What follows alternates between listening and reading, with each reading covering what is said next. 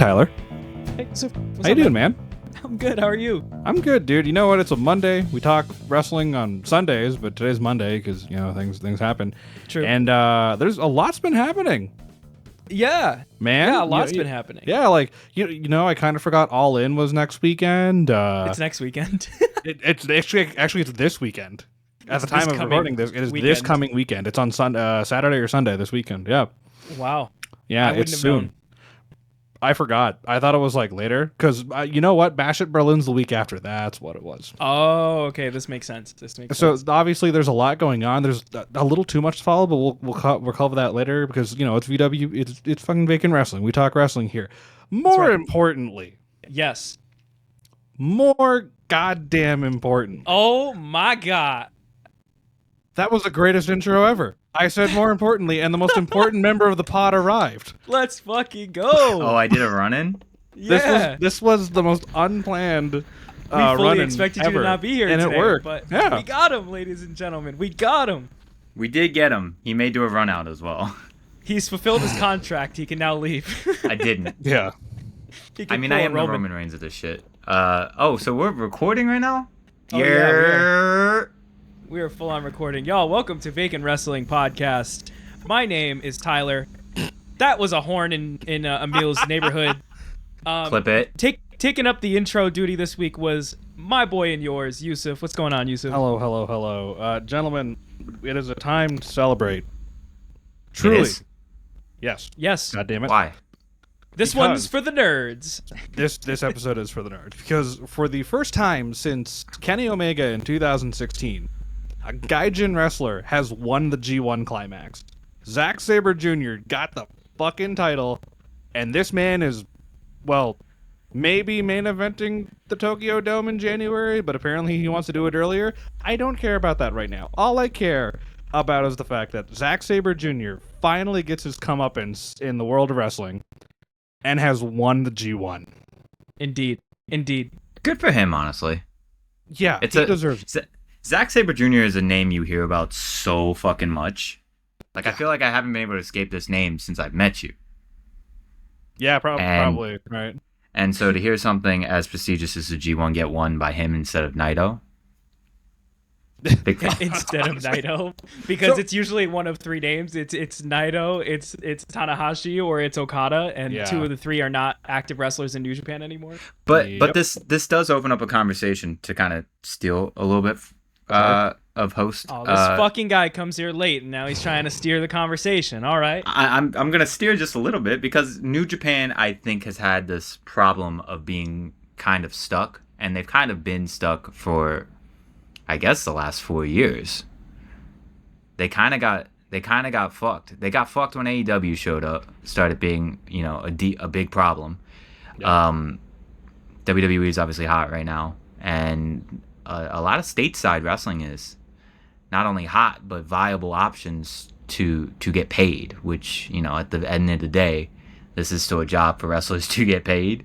Yep. And so why go overseas when I don't have to as a wrestler, when there's plenty of money around? So they kind of sorely need the rebrand, and something like having Zack Sabre Jr. win this does open up the possibility for a new Japan, which is sorely needed. It really is. I think on that note, it's like they've relied so much on the notable three names that Tyler mentioned earlier, Tetsuya Naito, Hiroshi Tanahashi, and Kazuchika Okada, for the better part of 15 years, 20 years almost at this point. Like, it's been a long guy, especially with Tanahashi. He's been doing this a long time. And then, Tanahashi's gotten older, his injuries caught up to him, so he's not really wrestling anymore. He's just doing president things with New Japan. Tetsuya Naito, his age is catching up to him. Like, I can tell from watching his matches, like he's getting washed. And there's a rumor he's injured, so there's a chance he might actually be dropping that belt sooner than we think to Zack. But again, we don't know until we know, right? And then with Okada, like the same thing of, for a guy who has been synonymous with New Japan Pro Wrestling for so long, it was a bit of a shock, but not a surprise to a lot of people when he inevitably left for AEW. and became a member of their full-time roster. And New Japan was in need of a new guy or guys, right? And they like Tim was saying, they've had a rough stretch the last few years, especially with the pandemic and everything. You know, they put the world title on guys that probably don't deserve it. They were trying to build new international stars to be like their guy. And it's not that the fans didn't like it. I guess they just didn't like it. Because, like, in the last 4 years, Will Ospreay and Jay White have been IWGP Heavyweight Champion. But those reigns didn't last that long. It didn't feel like anything of substance. And the last real international bona fide superstar we had in New Japan Pro Wrestling was Kenny Omega. Now, fast forward, 8 years at this point, 7 years, 8 years at this point, Zack Sabre Jr. winning the G1 is truly a long time coming, because I don't shut up about this guy. Everyone knows who he is, whether or not you follow the indies, right? From before he was like working mainly in New Japan, when he was just doing the British indies and like doing, you know, random Ring of Honor appearances or whatever it was, like around the American indies for so long, everyone at some point knew who he was because he was just that good. And like he'd won titles in RPW and like the other British indies and like great. And considering how insanely over he's gotten in the last year with New Japan, after being in the company for like 6 years at this point, 5-6 years, it is a sight to behold and then some, especially considering this is the part I love. So when they win the G1, you know, you get the trophy, you raise the flag of New Japan Pro Wrestling, and then they cut a promo at the end, talk to the fans, thank everyone, you know, do all that. Zack cut his entire promo in Japanese.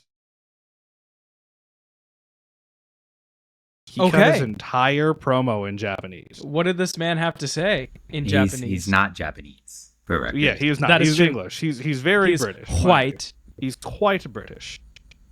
More or less, it was a very short promo, but he got the fans' attention like my mic just flew up like that. You know, I really hate this stand. Anyway, that was an epic moment. That was great. We're full of moments today. Today's just a moment day for BWP.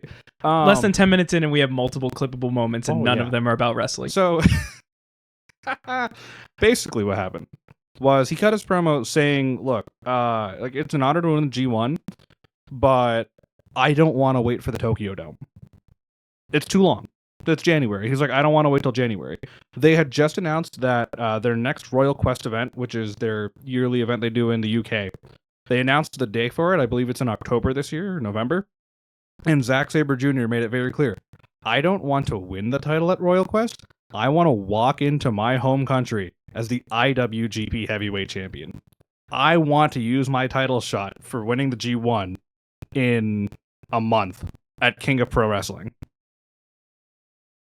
This man might actually be IWGP Heavyweight Champ within the next 30 days. I'm honestly very much down for this. I'm down for breaking norms. I'm down for breaking tradition sometimes. I think that if you're gonna have a gaijin walk in and win your big like round robin event that lasts months, and it's basically an equivalent of the Royal Rumble to WWE, where it gives you the biggest title match and the main event at the biggest show of the year. If you have a gaijin win it, he's got to break every norm that he can to make it honestly like feel that much bigger that it is a gaijin winning the G1. I think ZSJ has been underrated and undervalued for a really long time. He's been a guy that they see as someone that can put over main event talent, but not a guy that can carry a company and hold the world title, at least for New Japan, in the respect of New Japan. So I fully expect him to win the belt. I fully expect him to have a decent reign with it. What happens afterwards, I have no fucking clue, because he's about the only person I remember that is still in New Japan. I used to know a lot of people in New Japan. Most of those people ended up in AEW, and the remainder is quite slim. I know the final of the G1 this year, really, from an outside perspective, and maybe it's just because, like I said, a lot of the big talent went to AEW, it really felt like it was kind of not bottom of the barrel per se, but we're kind of having a reach to really build new stars. I mean, Yota Tsuji was the guy that was facing Zack Sabre Jr. in the final of the G1. And for me, as someone who mostly saw New Japan cards on paper, as like, because I used to do a lot of prediction feds, I used to always see him on the bottom and the kickoff shows, like the pre-show matches, because he was a young lion for a really long time, getting like the opening match and the kickoff of every New Japan show. And now here he is, like a G1 finalist, second in the G1 to Zack Sabre Jr. And from what I've heard, he's doing amazing things, and that's great. Good for Yota Tsuji. But it just goes to show you that it's not as star-studded as New Japan once was, and it's they're having to really build homegrown talent. And honestly, that's probably for the best, because what happens when American, or not even American, but just like top wrestlers outside of Japan, you know, get big and like, or like want to grow their stock? They go to Japan to then leave and go back to the States. Whereas now New Japan has this opportunity to build homegrown talent that will stay in Japan and be part of the culture and part of the community. And I think that's really cool. I think that New Japan is, hopefully this is a turn of a new leaf, and they continue to grow from here, because it's been very much, Emil, I'm with you, very much stagnant, very much spinning their wheels. So I'm looking forward to it. I think part of it with Yoda, and this is what I kind of love about him, is that while he's been a young lion for so long, the dude won the New Japan Cup earlier this year, had a world title match against Sonata, and then had a world title match against Naito at some point. Like he's kind of been proving that he might be the next like big homegrown talent out of Japan. Because like every generation at this point, they kind of have like the musketeers, if you will, you know. Like, the last grouping of musketeers were Okada, Nakamura, and Shibata. And, like, they've all gone on to do very good things. They all happen to end up being megastars in their own right? With the current generation of musketeers that they've sort of named, it's Yota Tsuji, it's Ren Narita, and Shota Umino, who you might know as John Moxley's former protege, aka Shooter, as people like to call him.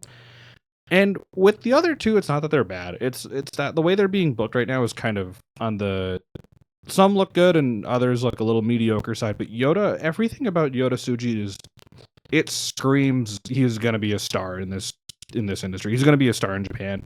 He's got the look. He can wrestle well. He knows how to pander to a crowd. He's got everything. Like, he can talk well too. And for him to have won the New Japan Cup, and what I still think is insane is that had he won the G1, he would have been the only person in New Japan history to have won both major tournaments in the same year. In a time where Okada and Tanahashi existed, Yota Tsuji could have been the first person to do that. But like I said to a friend of mine after the G1 final finished, he's got his whole career ahead of him. He's going to be a future World Heavyweight Champion. He's going to be a future G1 winner. He might be a future multiple-time G1 winner. But for right now, when New Japan knew they had the opportunity to market and execute on a big international star to lead the company moving forward for the next little while, they found the opportunity. They took the opportunity. Zack Sabre Jr. has won the G1, and all is right in the world. Hell yeah.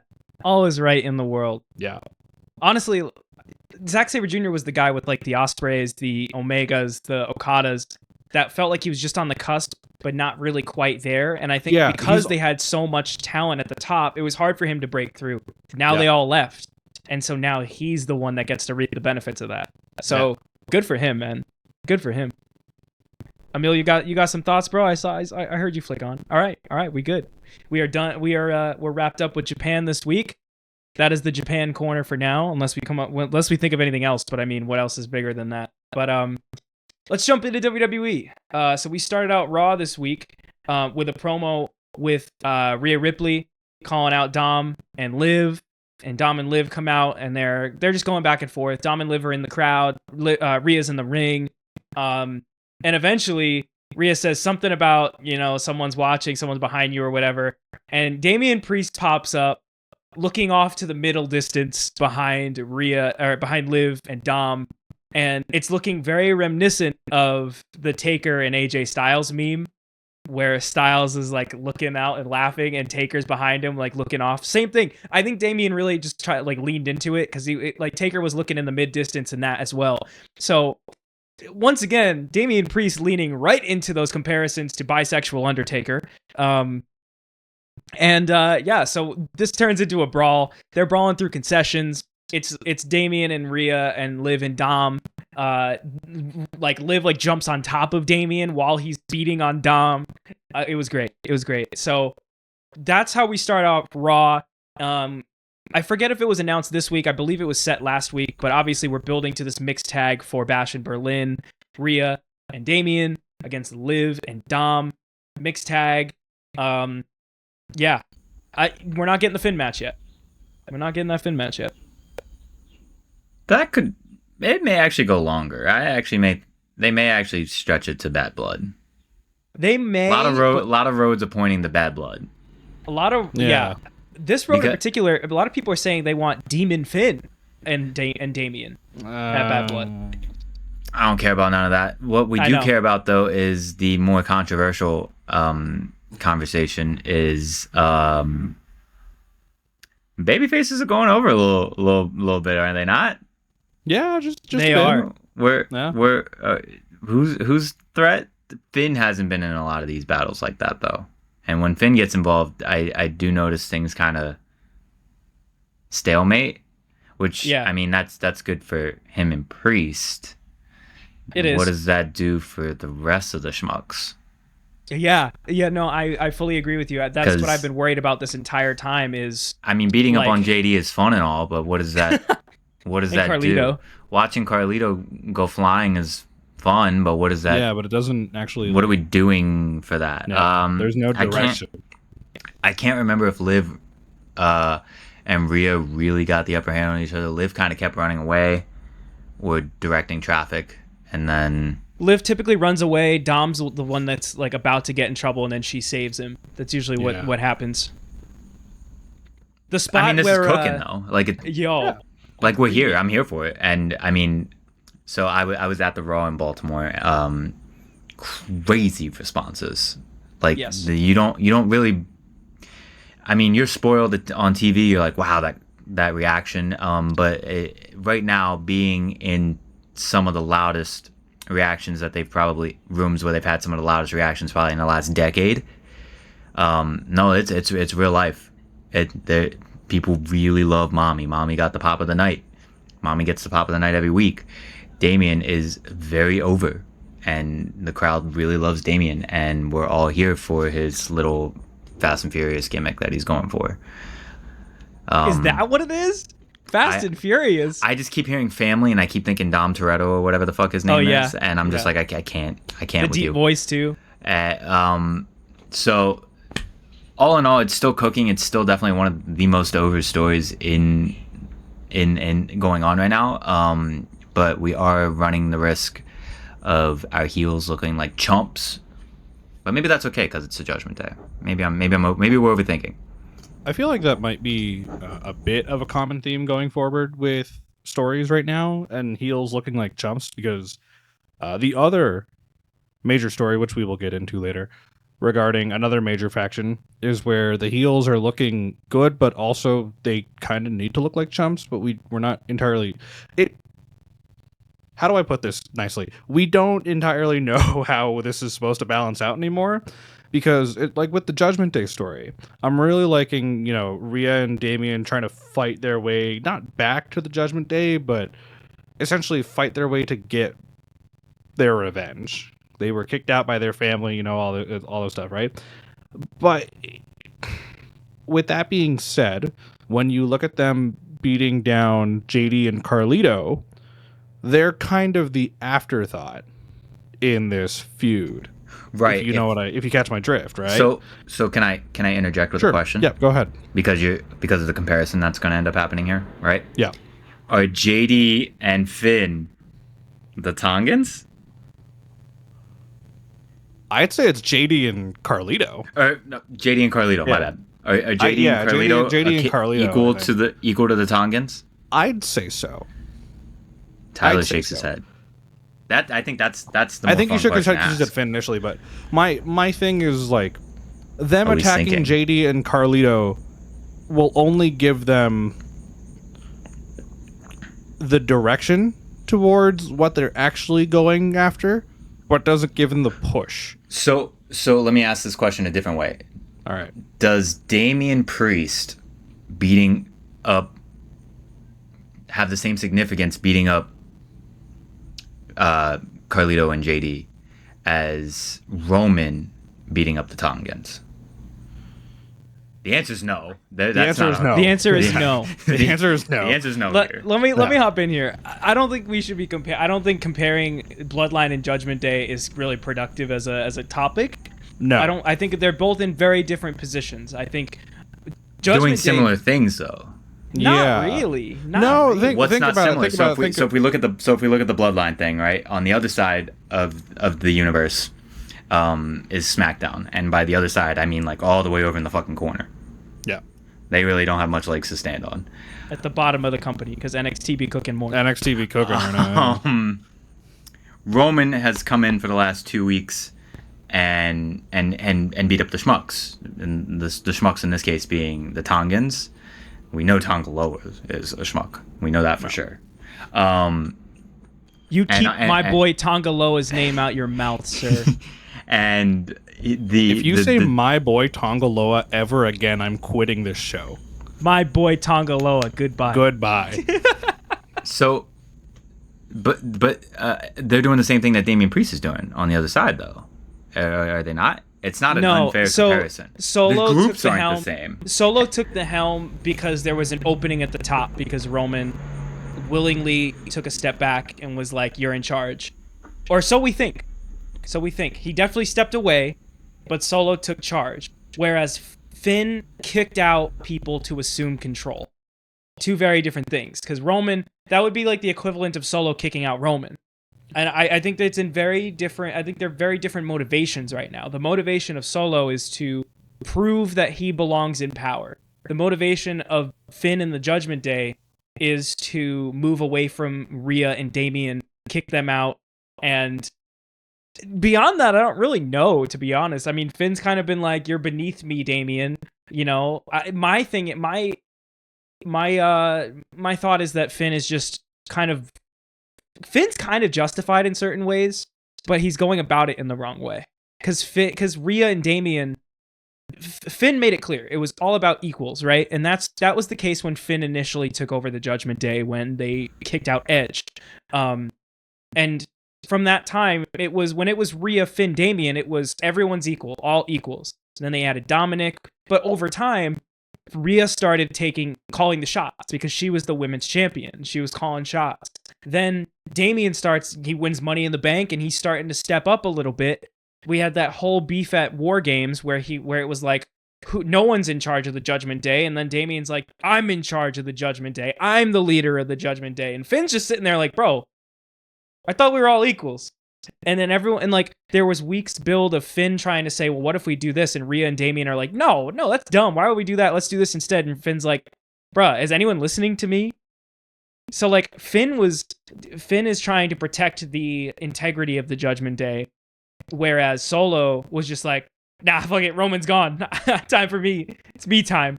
Time for my shot, you know? Also, the Tongans are definitely in a better position than JD and Carlito. Well, yeah, I feel like my have comparison has belts. gone a little, not overboard, but I do want to say this. While the stories themselves and the way that both factions are going through are not entirely the same, obviously, The output. the output is. And this is what I mean by this. What is JD, or not JD, fuck, not that dumbass. What are Damian Priest and Rhea after? The world title. Okay, let me rephrase this question. Who are they after? Liv and Finn. Right. Who is Roman going after right now? Solo. Solo. So they're not after Rhea. They're technically not after Rhea and Finn. Technically, Rhea and Damian. Finn was like, I'm not gonna fight you, Damian. You're beneath me. He's kind of sicking the underlings on Damian because he But that's feels what he's better. This than is Damian. this is what I mean though by like, bleh. Damien wants revenge on Finn for betraying him. But in Damien's way is the underlings. Roman wants to go after Solo for basically hostily taking over his family and assuming a role that Roman really never left him in charge of, and kind of betraying Roman in a way of the things Roman stood by as tribal chief. And in that journey, in the way of Roman, are the underlings. Sorry, Jacob Fatu, I love you, but you are kind of considered an underling right now until, you get your one-on-one with Roman. What I mean with this, with going back to talking about the Judgment Day, the eventual endgame for Rhea and for Damien is for Rhea to have one more match with Liv and for Damien to have a match with Finn. Right? That is the endgame of this current feud. En route to that, as we currently stand with the product, the underlings are getting in the way. They're constantly sicking the underlings. In this time and in this moment, kind of same thing with the bloodline, where in Roman's way of trying to get to Solo are the underlings, right? So with Judgment Day, what I'm trying to get to is like the kind of momentum right now of just constantly beating up JD and Carlito it can only do so much until they get to Finn. The problem is they're kind of the only thing standing between Damien and Finn right now. So how much longer can that go before, like we get the singles match, right? Because it's a great story nonetheless. But what I'm trying to get to is how much longer of a simple beatdown of like what does beating up Carlito and then beating up JD and then beating up Carlito and then beating up JD for weeks on end going to do for momentum? What if the singles matches are first and we go into the mixed tag, or we really stretch it and we get a War Games out of it? What if that's the move? Well, they already booked the mixed tag. Yeah, the mixed tag's already booked. That's for real. Yeah, okay. Mixed tag is booked. So then, I don't know. Yeah. So then, okay, with me now knowing that, I could still stay with this point. Like, so what if the mixed tag is this, like the start, the single, and then you go into like kind of this War Games, yes, essentially to mirror the Bloodline War Games match as well. You could. It's just how would you run a War Games match with the Judgment Day split up? Like, who would you put on? You know what I mean? So this could get really interesting. Liv's in there, and we have Rhea, right? Yeah. Liv, if you count Liv, and they choose to be interesting with how they want to genderize it or mix genderize it.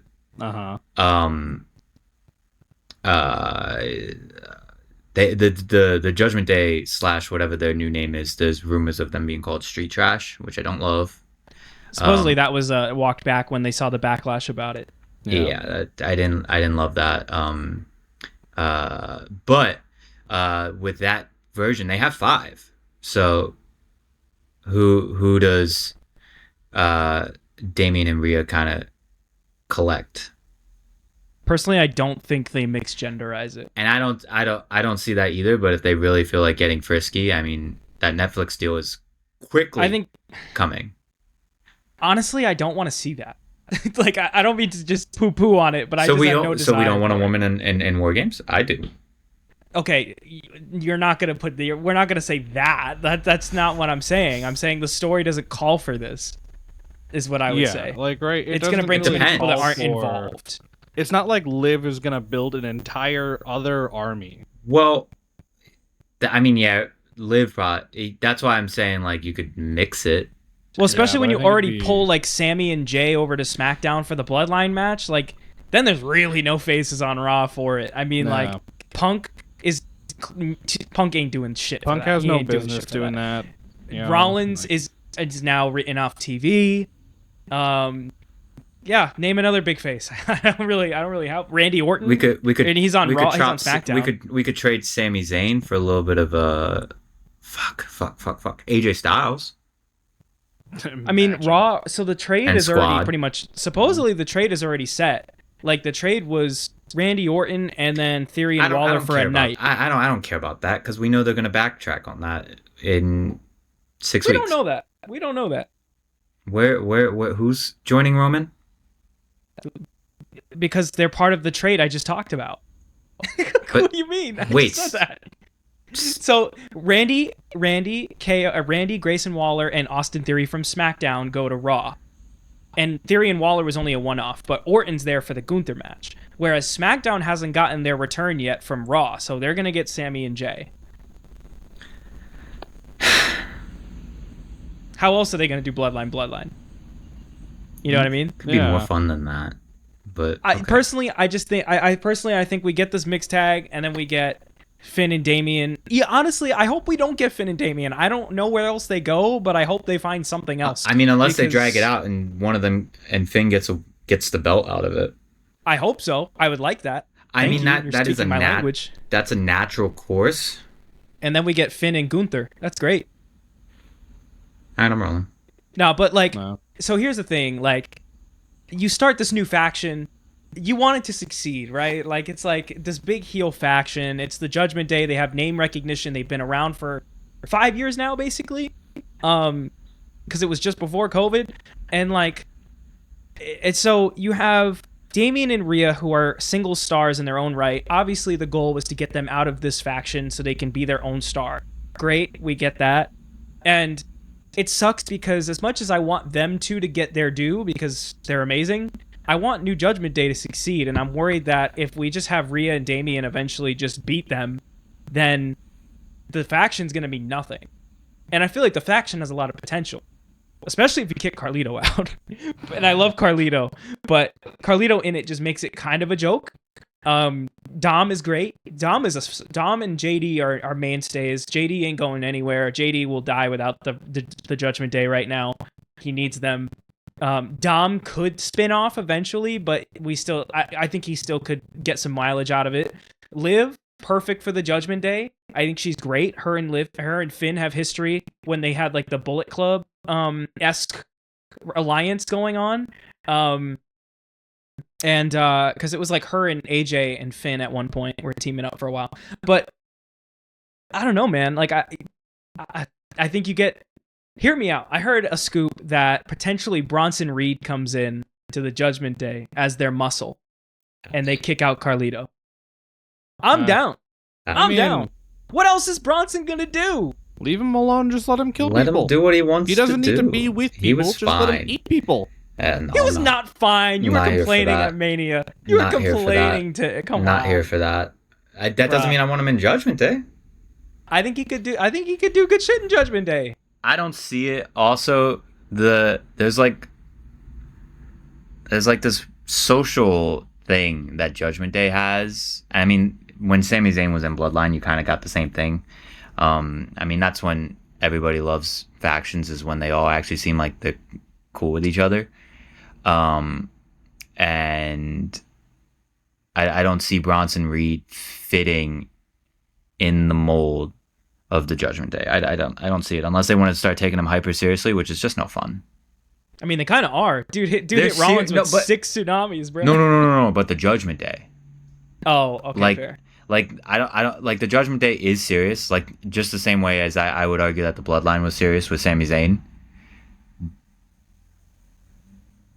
But they're not. Like, they're not that kind of, like, they're not the Nation of Domination. The goal isn't to just, they're not Evolution. They're not doing that. Yeah. Yeah. So. Okay. That's fair. Interesting. I don't see that. I would be down. I think it would breathe some new life into the group. Because I think Carlito's kind of part of the reason why it's just like, well, what's the point? Because it's just Carlito and JD and. Yeah. That's cool. Speaking of cool, there was a cool spot where Damian and Rhea were celebrating and they hug in the ring, and Dom climbs up to the top rope and tries to catch Damian off guard. Damian catches Dom whilst hugging Rhea and then lets go and chokeslams Dom. Fucking great. That was a great spot. I just had to point that out. You just unironically said whilst?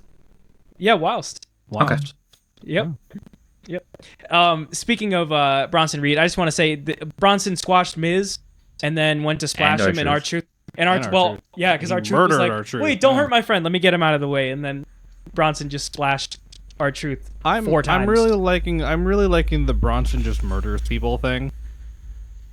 It is fun. It is good for his character. Just keep doing it. Keep doing it, and eventually, I feel like we get Bronson versus Braun. I think we do get Bronson versus Braun. Apocalypse.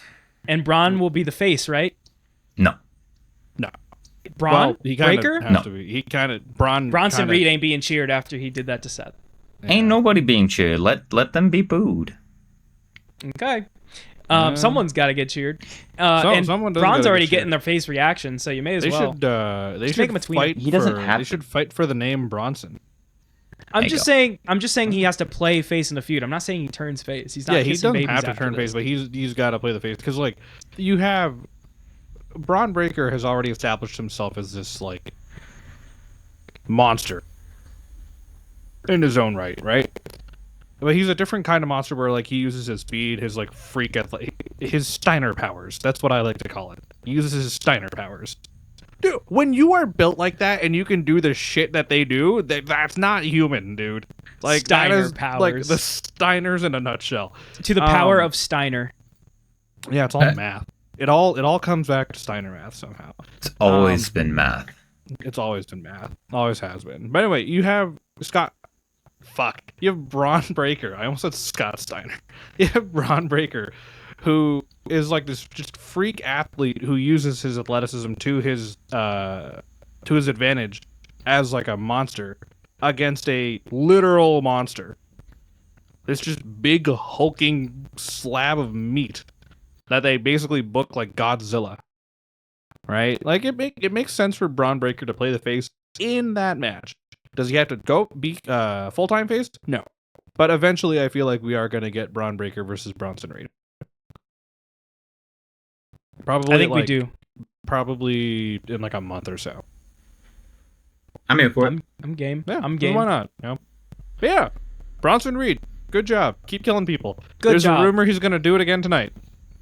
He probably will. Yep. Speaking of other feuds going on, we got Randy Orton and Gunther happening at Bash in Berlin for the World Heavyweight title, and Gunther is starting to fall into the classic heel tropes, and I'm getting a little scared. He said to Orton, "Your grandfather was a screw up, your father was a screw up, and you are the biggest screw up." And then it's kind of two feuds in one here, because then Drew McIntyre comes out to interrupt, and so Drew walks out, and while Drew's ready to hit the ring, Orton's like, "Hey Gunther, turn around, RKO." And then also at the same time, CM Punk then takes out Drew McIntyre.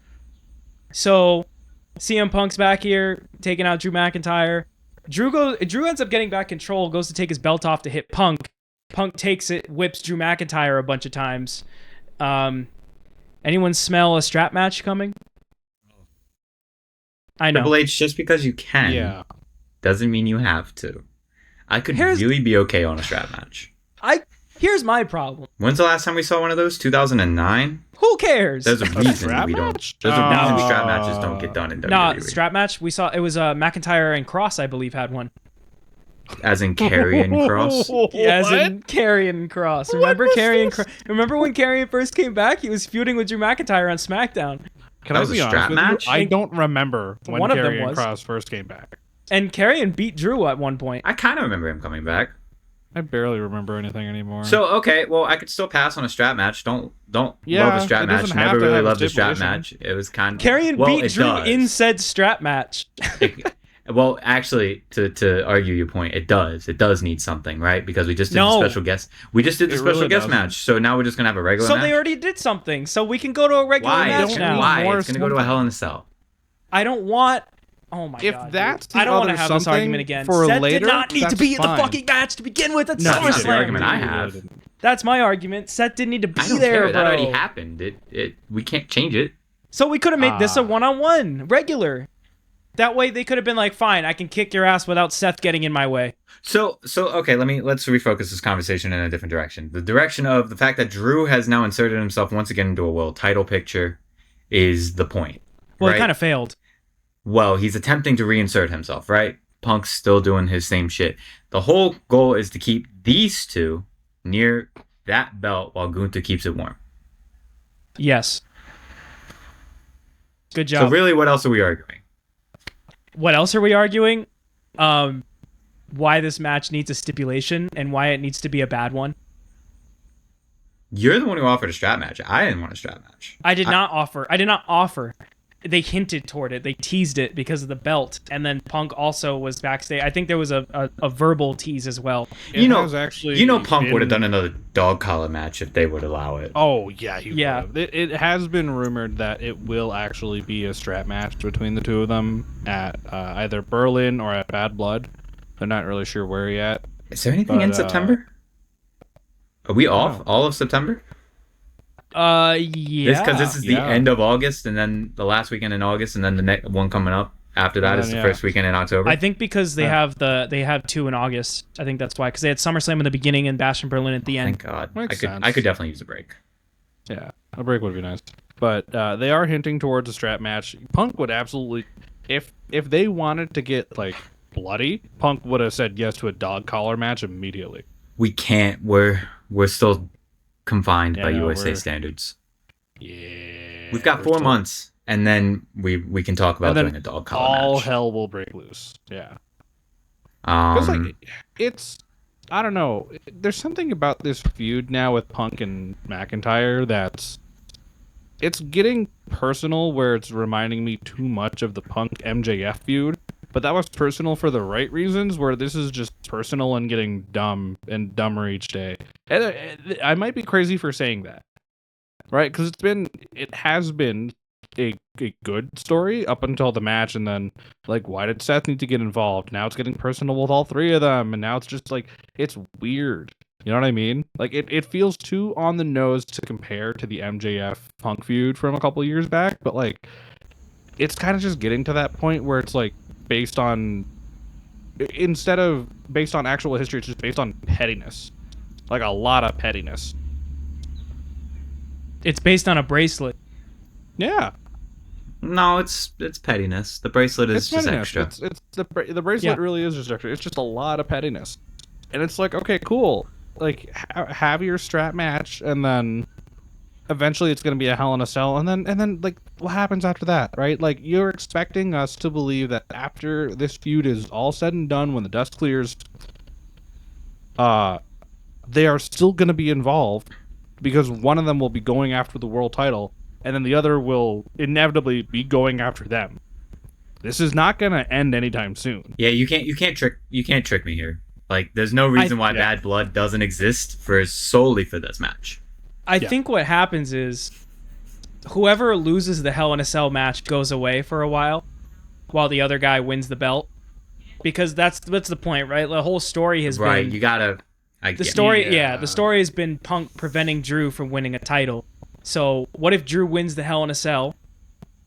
Punk wins the strap match, so he gets a win. Good job, Punk, whatever. You know? And then Drew wins Hell in a Cell. Punk's gone for a while. Drew wins the world title.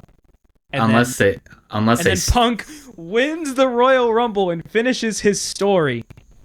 Oh. Or we get Punk Rollins final two. I was gonna suggest something very similar of like, or there's like some kind of stip where they just can't touch each other anymore because everybody's over. I hate it. Yeah, they're probably like, it's gonna get to a point. Where that might actually happen, because like, it's enough. Yeah. Yeah, it's like, hey, idiots, you have been at each other's throats since, like, January. Stop. What if... He's cooking. He's cooking something in his head.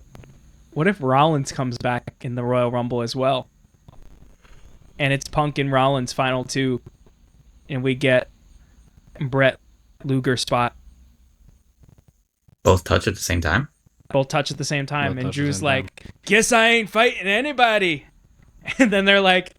What do you mean? We'll both take you. Yeah, and then he's like, shit, now what? I mean, realistically... That's probably what's going to happen. They're putting off this triple threat, right?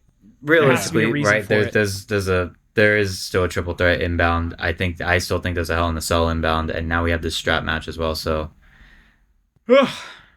Sounds ripe with injury. A little run. Oh, yeah. So, not like real injury, just like written off TV type shit. Like right now, Rollins is off TV because of Bronson.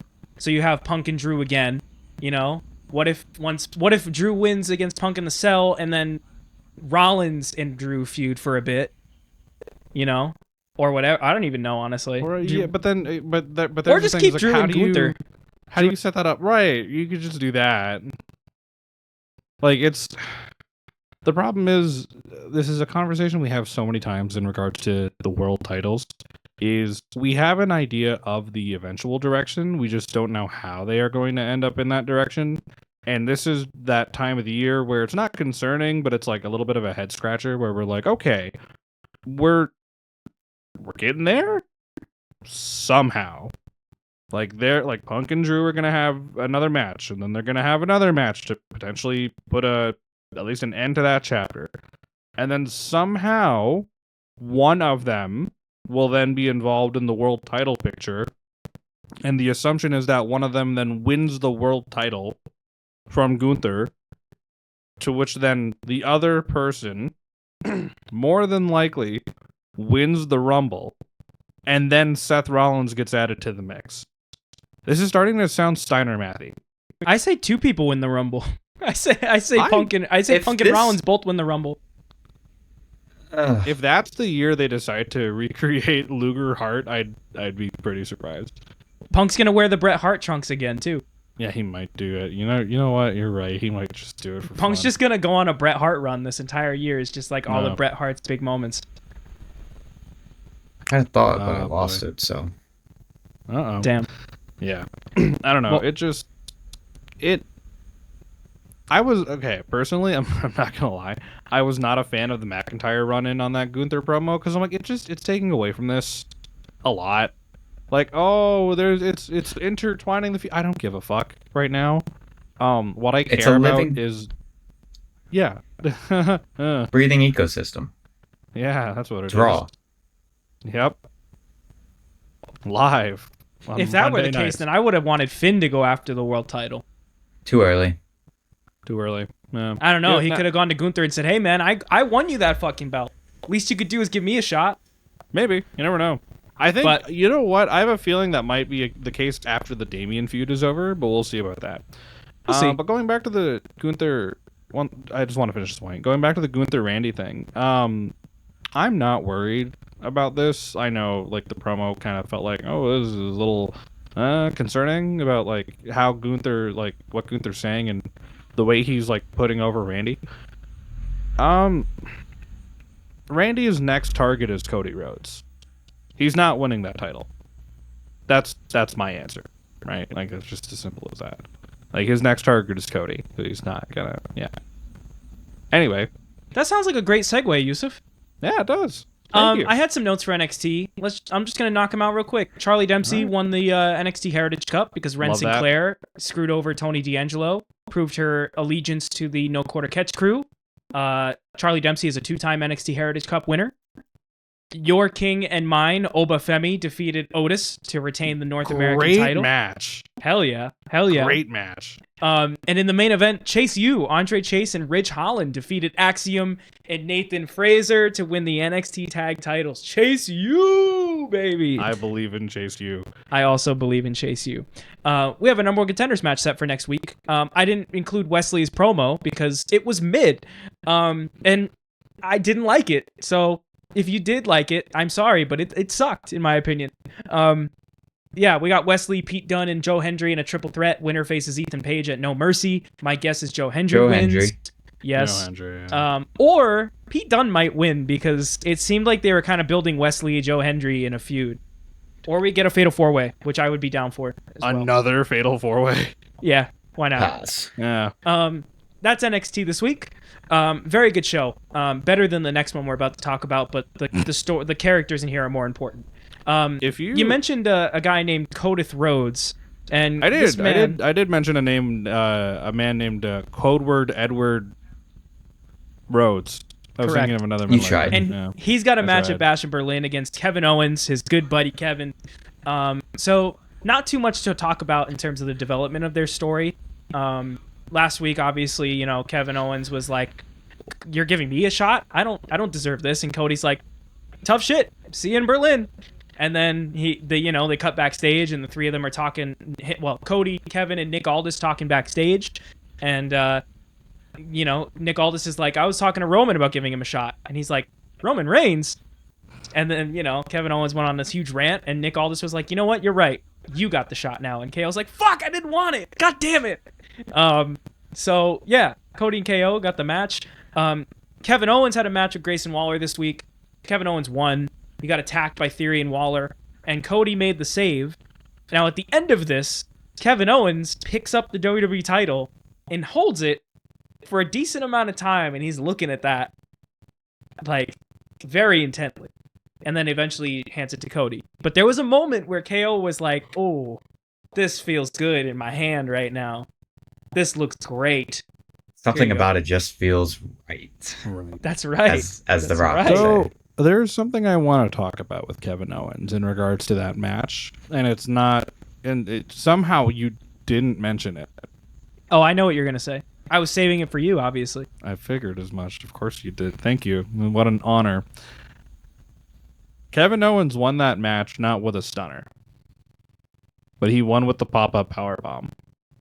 Yay, we're valuing his actual heel finisher.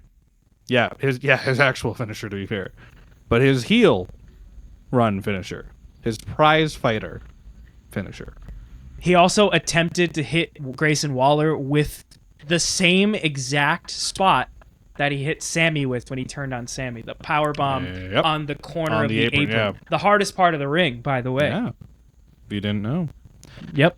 We're starting. This is. I'm liking this. There's this ongoing thread I was reading on Twitter a while ago, I think it was, but talking about the way that every feud Cody is involved with is like people he respects that begin to unravel their dark side when they face Cody. AJ Styles respects the hell out of him. Unraveled his dark side in that second match, during that I Quit match they had. Kevin Owens, we're starting to see the unraveling back to the prize fighter. Right? Like, he's brought back the pop-up powerbomb. And it's interesting. Oh, this man is nodding his head. Okay, what you got? Nope. I'm going to be honest. Everybody All here right. is Delulu. Ooh. How? There will not be no heel turn. There will not be none of that. Kevin Owens is too valuable as a face and as a tweener to do a full heel at this point in his career. We know he's not winning a goddamn belt. Oh, I'm not saying he's winning. There's no way he's winning. He's better as a There's- face for what heel champion? None of them. Who's on Right. SmackDown that's a heel that's a singles champion? Exactly. Thank you for proving my point. We need heels. I'm not watching Kevin Owens in LA Knight. I'm not saying we're watching Kevin I'm Owens not in doing LA this Knight. with y'all. I'm not saying doing we're this watching. with y'all. I'm So then just- what's the other option? exactly. Who's he gonna go fight? The Speed Champion? That's Cody, also bro. a It's face. no. So we're gonna get Cody and KO. KO turns heel, and then KO feuds with Cody. Continues to feud with Cody after that. And I think we're buying time. I think we might get Cody and Randy at like Royal Rumble at this point. Like, I don't know when we get it. I don't know when we get it, dude. I don't see the point in putting KO through all of this just to keep him as a babyface and keep everything stagnant. This feels like they're changing something about it. There's a change coming. The winds of change are coming, as Wade Barrett would say. Who else is a decent face on SmackDown that's not named Kevin Owens or Cody Andrade, Rhodes? LA Knight, LA Knight, I'll let you go. Roman Andrade, Reigns. Andrade is a he's face. Not going Andrade, he's not going anywhere near any belt right now. So. Andrade literally had a number one contenders match for the U.S. title last week. And what happened? He lost because of Carmelo Hayes interfering because they're in a feud, a meaningful feud. Which that match, by the way, Andrade and Carmelo Hayes had another banger this week. Carmelo got the win finally. Nice little best of 7 going on there. Nice little best of 7. But that's what I'm saying. We need heels. We don't have enough heels, especially with Roman now as a face. To do what though? Like that's my. I think I guess you're. I see the Roman drag versus KO after this bloodline thing. I think we could. I think we could, because that's the whole thing. That's what set Kevin Owens off on that whole tangent, right? The thought of Roman Reigns. What if his disdain and hatred for Roman Reigns drives him so far that he becomes Roman Reigns, like he becomes the bad guy? That's what I think. That's where I think we're going. Kevin is acting different. Maybe I don't know. I just don't see it. I think Kevin Owens is way too valuable as a face. I think he's too And I valuable think- to just lose and just, back to the status quo. I mean, so I guess Kevin Owens, in my eyes, is their measuring stick these days. Like, he's a Jericho, right? Like, Jericho was kind of a measuring stick. Great on the mic, great in the ring, fits anywhere. I guess both are great heels, both are great faces. And I feel like there's just nothing for Kevin Owens to do as a heel. There's not much for him to do left, period. He's got a Hall of Fame career. He's locked in.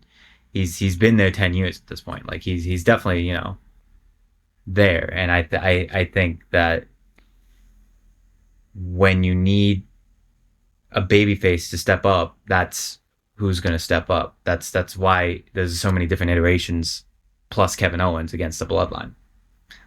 So I don't see it at this point of him being a heel.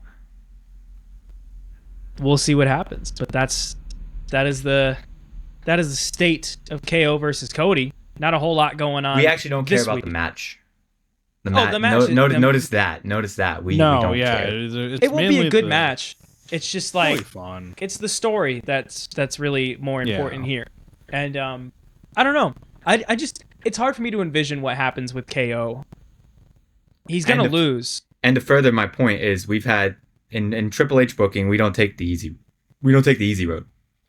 Kevin turning heel is the easy road. I think I could see KO taking that U.S. title off of LA Knight eventually down the line.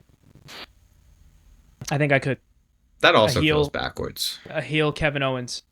We I did don't that. know if it feels backwards when LA Knight and like main event guys are holding the U.S. belt though. The U.S. belt, It's they're not trying to because- build the U.S. belt right beneath the WWE belt, similar to the IC and World Heavyweight. It's not because it's a literal demotion, right? Like it's Mhm. like if you look at it from that sense, yes, it's obvious. That's obviously a literal visual demotion, sure, but that's not. I think it's backwards in the sense that we just did that for the last like 2 years. When he wasn't in a Bloodline match, where was he? He was in the U.S. title match. Or when he wasn't in a ladder match, he was in a U.S. title match. So Fair. that also feels backwards for me. But I guess there's not much left for him to do. There's not much left people there. That I agree with. There isn't much for him to do especially on SmackDown. I feel like they should have took him away from the Bloodline and kept him. I just like hearing him talk. That's fair. So Hey man, he's been doing a lot of panels. He was doing kickoff panels for a while. keep microphones in his hands. Now, speaking of microphones in hands, we had Nia Jax's women's title celebration after winning the WWE women's title, straight up stealing the Bayley entrance from Mania 40 on the pedestal with the guys carrying her on their shoulders. She goes to the ring, and Tiffany Stratton has this whole celebration plan. Pretty Deadly shows up, performs a number from their musical. Pretty That was Deadly, the based. musical. It was hilarious and terrible. And Michin interrupts the segment with a kendo stick. And also planting some seeds to Nia and Tiffany feuding, because Nia was like, "This is all pink. I hate pink. Why would you do this?" Basically. And last week Chelsea and Piper Niven said the same thing. Like, you're making this all pink. Like, Nia hates pink. Like, are you even really her friend? So once again, the story continues of like, is Tiffany genuine, or is she just really that dumb? Or is she genuine and really that dumb, or just making it something that she would like, not what Nia would like? Or is she actually just trying to stay close to Nia, so when Nia is ready to be cashed in on, she's there? And I don't know at this point. I could see multiple scenarios. Yusuf, you and I talked about it a little bit last week. So there are multiple ways we could go about it. We could have Tiffany cash in during a Nia match, so Nia can pin Tiff. Like I said, have Tiffany cash in. She's fresh as a daisy. She hasn't stepped foot in the ring, but she just cashes in and lays down for Nia. And then she's like, "Well, Nia, I helped you retain your title. Like, can I have a match now? And she's like, what do you mean can you have a match? Like, you chose to do that. It's your dumb fault. You know, that's a Nia thing. That's something Nia would do. Or you have Tiffany cash in after Nia loses the title, or you cash in when Nia's ready to lose the title and have Tiffany win the title in that match, or afterwards, or whatever you got there. You know what I mean? So you have multiple directions this can go in. But for right now, unfortunately, we got Michin versus Nia Jax. Not to take no, go ahead. not to take too much time from Yusuf, because I took some time from Yusuf. That's fine. I wasn't here last week. I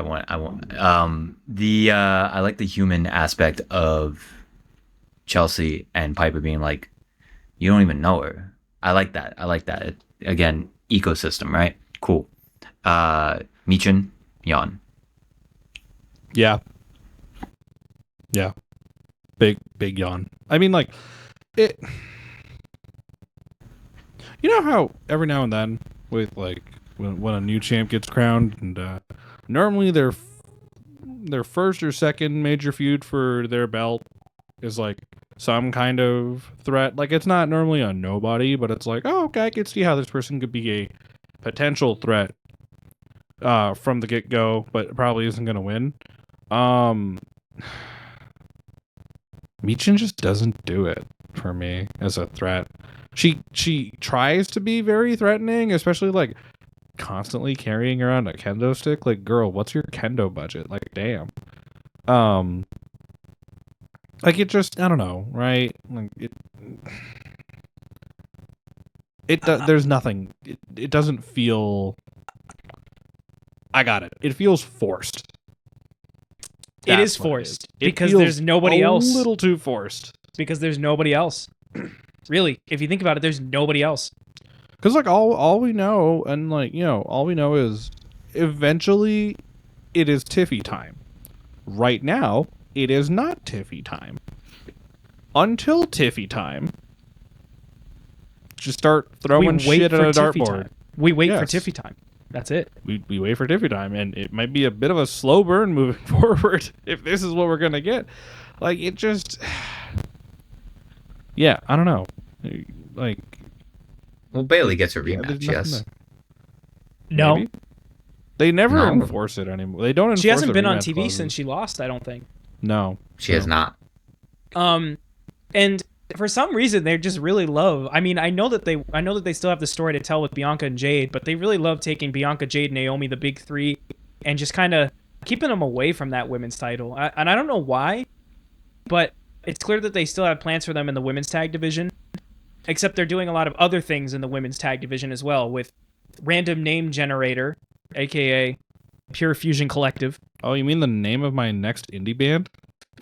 Here's the thing with Triple H's WWE has been a cosm of factions with like 3 random wrestling related terms just strung together. New Catch Republic, Pure Fusion Collective. Like, let's be a little more creative here, or we just say, we just don't have a name. New Cat Republic is a ridiculous name, but it kind of makes sense because they're all catch style wrestlers, like old school, like amateur wrestling, like focus on grappling, nothing flashy, that kind of like ideology of wrestling, right? That kind of makes sense. So you can give it a bit of a pass. What the fuck kind of name is Pure Fusion Collective? They went into the Wu-Tang name generator. It's a collective of women's wrestlers of different styles being fused together. It's pure fusion, man. Have they won anything? No, the music I play. They've won like pure matches fusion. here and there, willy nilly. But okay, then I don't want to hear that name again. But here's the thing: back to the WWE Women's Title. You guys aren't gonna like this. Okay. But here's where I think we go with it. I'm expecting. Oh no! As you know, Andrade is on SmackDown. I knew it. Andrade has a significant other who is also relevant to WWE. She is the queen. She's the queen. She's Charlotte Flair. No. I think Charlotte Flair comes back as a babyface. In either she beats Nia, Queen versus Queen. What? For Nia. Yeah, for Nia. Oh. Either we get queen versus queen. Because like no one's getting involved in that real live feud. No one from the outside is getting involved in that. It's queen versus queen with Nia, or Tiffany cashes in, and we get Tiffany versus Charlotte, which I think is more exciting. It is. Tiffany and Charlotte is more exciting. Tiffany and Charlotte is far more Thank exciting. you. The other Unless one's we get like the story, obviously. So Right. well, what if we get Charlotte comes back, sets up a feud with Nia, and in the meantime, while she sets up this feud with Nia, sees Tiffany and goes, "That's a nice briefcase you got there. You know I you want can it." use it on her, right? Just letting you know." Like starts goading Tiffany into like making her realize like, just saying, you could. You don't have to now, but you can. Right? And Tiffany starts to look at it and be like, you know, you got a point. And then when the eventual Nia Charlotte match happens, if that happens, right? That's where we get the Tiffy cash in. Because then I feel like that would set up Charlotte Tiffany like At properly. WrestleMania? Imagine. I could see it. That'd be fun. On a Charlotte note, but unrelated, I do realize something. I do believe this is one of the very few moments in time, stretches of moments in time, where there is not a single 4 horsewomen that is currently on a story or on WWE programming. The only 4 horsewoman that's on regular That's on programming TV right now at all is Mercedes. No, Mercedes is the only Well, one it on was- TV right now. well, on Everybody else is WWE off TV. Yeah, On everybody's WWE off. It's been Bayley, Charlotte but, like, Bailey's MIA and Becky is also Becky's MIA. retired. Becky's retired. apparently Her retired now. contract is Okay, the contract is up. I don't believe she's retired. I'm not doing it. She'll come back. She's on hiatus. Yeah, She's taking But a no, break. You are. I believe you are right. Like, this is the first time that besides like on WWE programming, at least, a 4 horsewoman is not anywhere in a major feud right now, which is Interesting. insane to think about. Or holding It's a belt, or refreshing. chasing a belt, or any of the belts, might I add. It's refreshing as all hell. It really is. Because like the thing is, you brought that up, and I'm like, oh yeah, you're right. It's not like, oh my god, what? And like, I feel like that reaction is genuine because it's like, oh, it's actually kind of refreshing that you I don't mean, their notice that backs the 4 horsewomen. fucking hurt. Yeah, because they've carried Just this call it like division it is. for years. Of course So- it is. But like, it is a little refreshing to see that, you know, they've got their flowers. They're all chilling right now. And it's nice that we're in a time where the women's division doesn't need to be carried by the horsewomen. It's also nice because it's been a really long time since Charlotte Flair has inserted herself into a story no one wanted her in. She's never And done we that. could keep What it are you that talking way. about? To the point where she's almost wanted at this point By whom? by me. SmackDown's Oh. women's division is not very good right now. Raw's isn't either. Well, But here's the Where's problem with the Roxanne SmackDown. Perez? NXT, bro. She's still the champ. Not for long, though. Yusuf's got some news on that. We'll get to that later.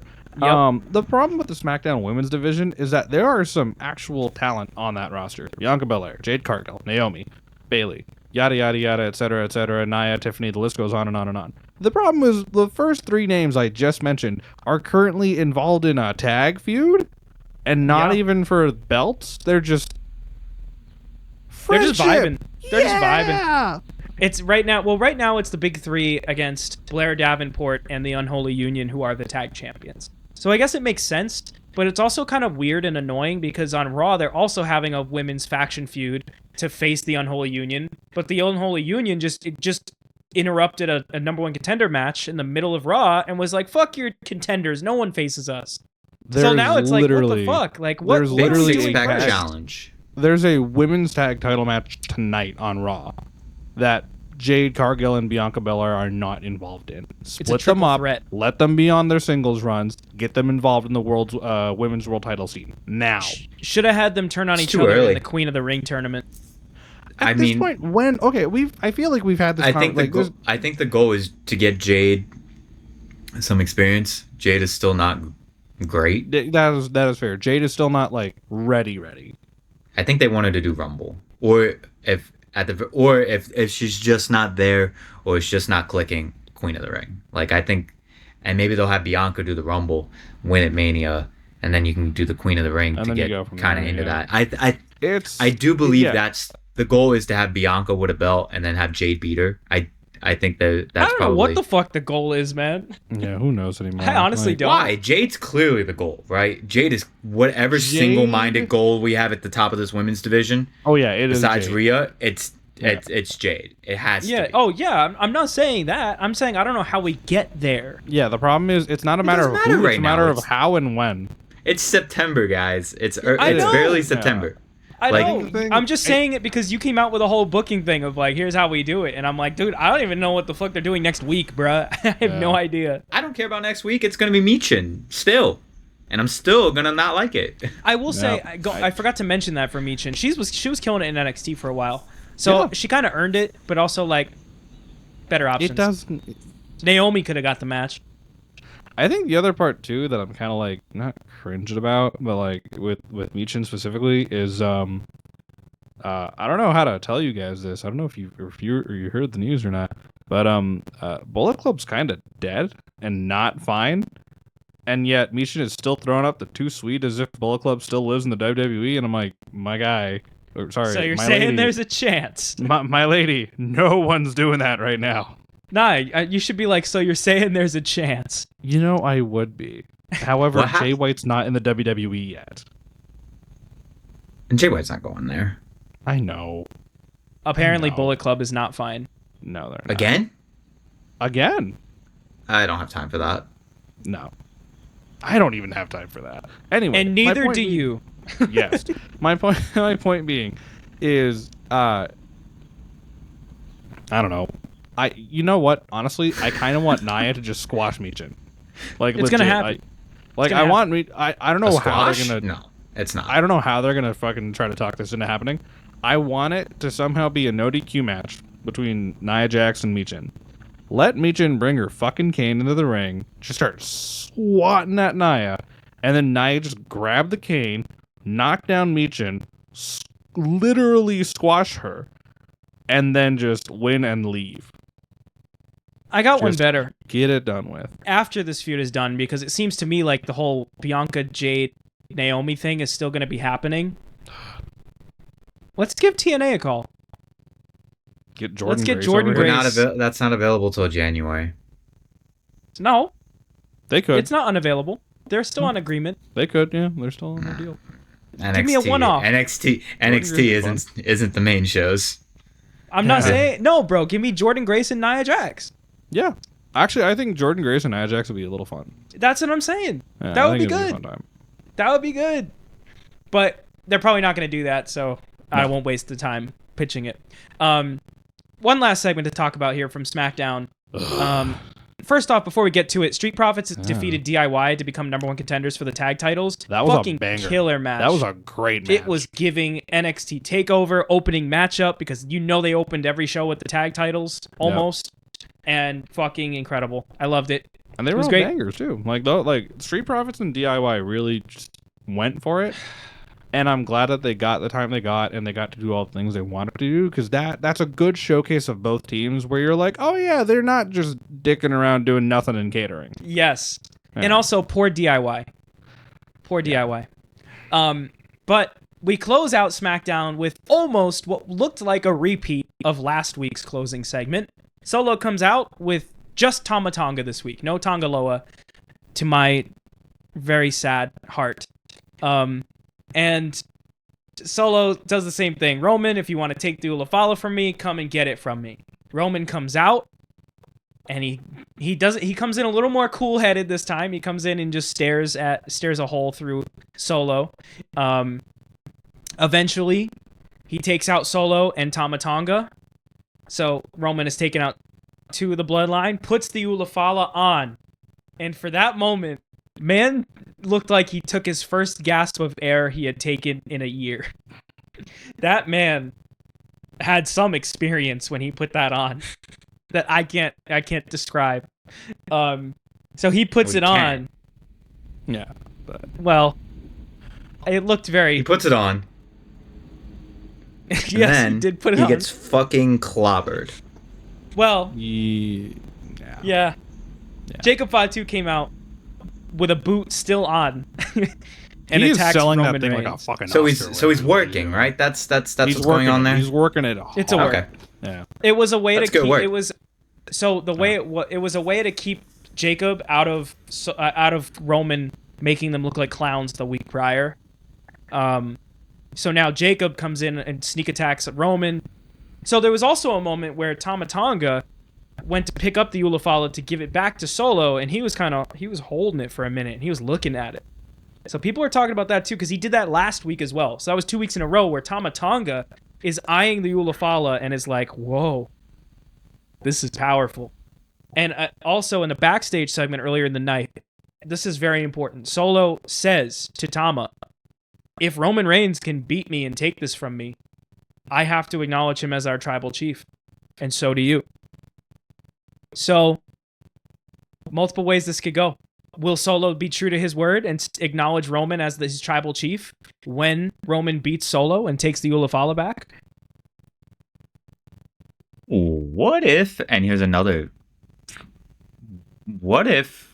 Tongaloa takes the Ulafala and puts on, and everyone. No, you shut your fucking mouth right now. What if the Tongaloa is your tribal chief? What if the Tongans take over, like the actual Tongans, without a NYE? That would actually be kind of interesting. Hikuleo's waiting in the wings, right? Yeah. Oh my lord, there's There's so still a third fucking Tongan. many. Wait, what There's if? so many. What if it's So then not Solo- Sammy? What if it's not Sammy What and if- Jay? What if it's Roman, Usos, and Solo comes back to the OG bloodline and faces You this still need one golden more. crop? But you still need one more for the Tongans. No, you don't. Tongaloa, Tama Tonga, Jacob Fatu, and if you have and Jacob, Hikuleo. okay. Is Jacob Fatu a Samoan though, or Jacob's a Samoan. He's part of the family. I think my goal Jacob was is like the cousin literally- of the Tongans. Usos. All Tongans. Well, you Literally can't have some that though, Tongans. because I don't Solo is think- I also don't a think we- Samoan. I don't think we have. Well, that's what I'm saying. So no, you had me right. Solo flips. We get the twins. Jacob flip. No, that's too complicated. Too much. Too much. Not enough Yeah, time. it's too much. No, It's we too haven't. much. Not enough time. But But interesting point. Yeah. I don't really care about this Tama Tonga looking at the shit. Let's be real. He's not Jey Uso. It's not as interesting. We're bum Yeah. rushing it. We're bum rushing it. Well, I like Jey think he's Uso just- didn't even look at that shit till 2022. Actually, it Yeah. was 2023. No, it was 2023. I think I was right the first I think time. it was just a way to get the Ulafala over as a powerful storyline device. It's Here's been another over though. interesting note, though. Jey Uso apparently, I believe this week on Raw, wore a blue Ulafala. This did. week. He's been doing that. He's been doing that though. Yeah. He's been. Yeah. He has a blue But- one and a white one. But I'm Yeah. just saying he's wearing an Ulafala. That is interesting. I think that's more just of his vibe. I don't know. I don't know if I'm that's just saying. anything. I'm I think just that's saying. just more the vibe. I'm just saying it's a thing. So Oh yeah, Roman got triple power bombed. I hate this story so much now. Yay, Shield. We can't let it go. Yeah, we can't let the shield go. The I mean, shield Can't they've let will it been go. always And we doing- can't. The worst is because we can't let it go, but the worst is we can't do anything with it. That's Yeah. That's But what's irritating. They've been doing the triple power bomb for a I know, while, so for I'm not forever. complaining now. Well, But I will complain because Roman Reigns has been built for 4 fucking years as an unstoppable world beater, bro. Yeah. And he like gets taken literal out. god killer, planet gets- eating.